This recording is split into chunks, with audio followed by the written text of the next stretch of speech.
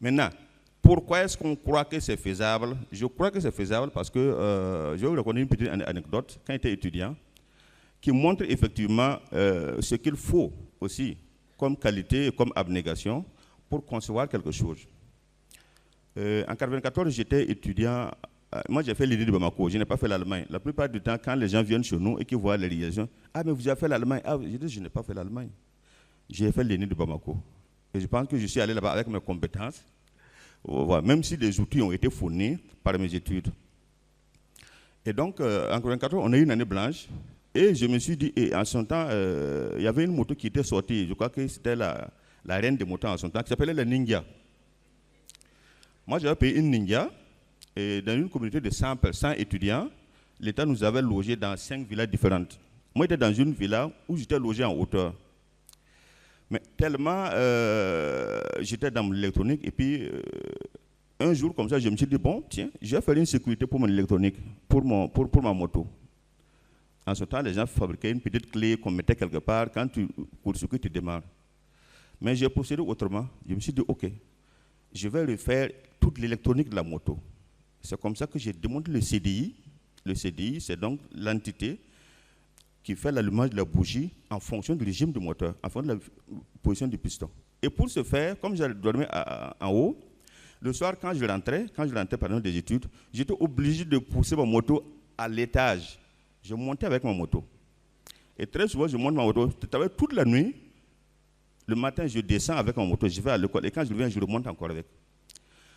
C'est comme ça que, petit à petit, effectivement, j'ai démonté le CDI, j'ai pu voir le modèle, je suis allé au marché, j'ai trouvé des modèles, j'ai démonté, enlevé, refait carrément le rétro-engineering pour trouver quelles sont les pièces qui sont à l'intérieur.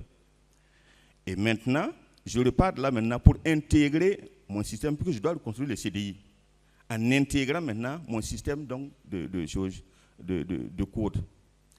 Et je l'ai tellement réussi que de 1994 à 1998, il n'y a personne qui a pu violer mon code. Non, il n'y a personne. Alors, quand j'ai quitté l'ENI en son temps, quand j'avais fait, puisque ça avait fait du bruit, et puis au passage, j'avais un club d'électronique dans mon école, voilà, que je pilotais. Donc, j'avais initié un club pour apprendre un peu à mes camarades la comment faire. Donc, ça fait que tout le monde connaissait ce qui était Michel Ouedraogo. Et quand je venais au parking pour prendre là, les parkeurs s'alignaient pour voir, pour tricher pour mon code. Mais il était assez rapide. C'est bien que le code, ce n'est pas très apparent. On a mis sur le bras là. La moto n'a pas été modifiée en apparence, mais c'était modifié en profondeur dans le circuit électronique. Et donc, chacun s'allie, dit, moi j'ai vu le code. Quand je descends, je dis, ok, vas-y, tu n'arrives pas à démarrer. Et donc, c'était un simple code. Et comment je l'ai fait? Parce qu'en son temps, je ne faisais pas les circuits intégrés. Donc, je connaissais tout du transistor et je pouvais concevoir ce que je veux avec. Donc, j'ai fait ce qu'on appelle des bascules complétées. Ça veut dire que dans un système de code, quand vous avez trouvé le premier, vous complétez une bascule et vous permettez à la deuxième bascule d'être chose. Mais en tout cas, sur un lot de 7 boutons, il faut trouver encore quel bouton va activer. Si vous trouvez un autre bouton qui n'est pas le chose là, il désactive même jusqu'au premier. Voilà, c'est ainsi que ce n'était pas violable du tout. Ce n'était pas du tout violable. Et surtout, si vous volez ma moto, à moins d'aller arracher et le volant magnétique qui avait été changé et tout le système, vous ne pouvez pas. Par contre, les difficultés que j'ai eues dedans, c'est quoi? C'est que j'ai mis 4 mois. Bon, j'ai peut-être mis 2 semaines à dessiner seulement, hein, mais j'ai mis 4 mois à le mettre en marche infructueusement. Pourquoi? Parce que tout simplement, les câbles donc, de la moto passaient à côté donc, de la bougie nécessairement, puisqu'il fallait que je loue ça dans le cadre. Et les interférences que la bougie fait au niveau des câbles là étaient impossibles à blinder. Le jour où j'ai réussi ça, je crois que j'ai rarement été aussi content de ma vie ce jour-là.